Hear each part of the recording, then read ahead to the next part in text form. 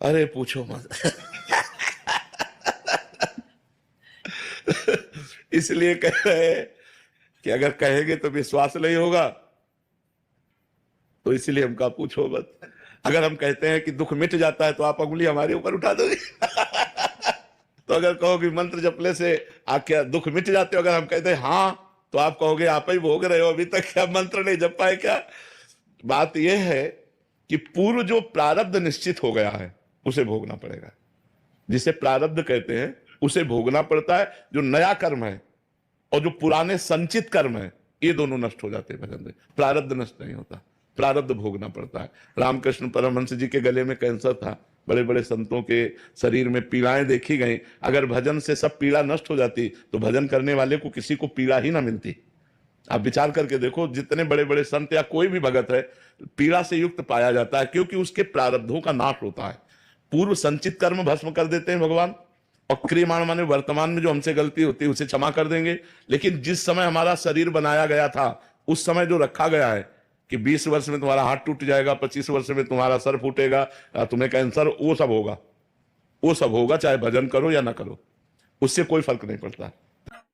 अरे पूछो मत।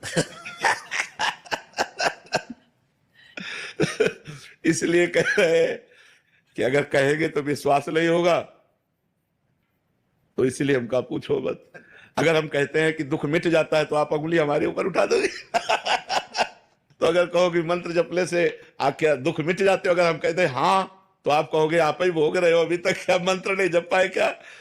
बात यह है कि पूर्व जो प्रारब्ध निश्चित हो गया है उसे भोगना पड़ेगा।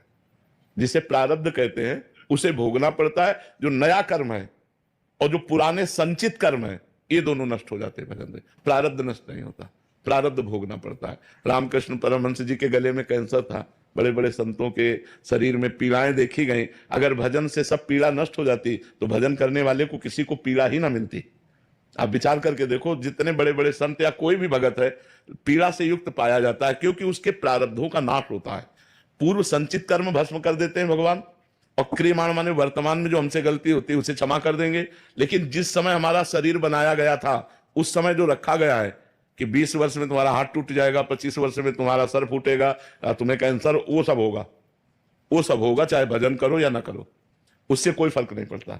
तो ये बात हिम्मत करके, हाँ ये जरूर है कि भगवान थोड़ा सहने की सामर्थ्य दे देते हैं।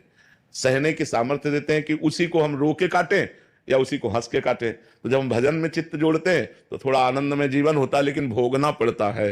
अवश्य में वो भोक्तव्यम कृतम कर्म शुभाशुभम।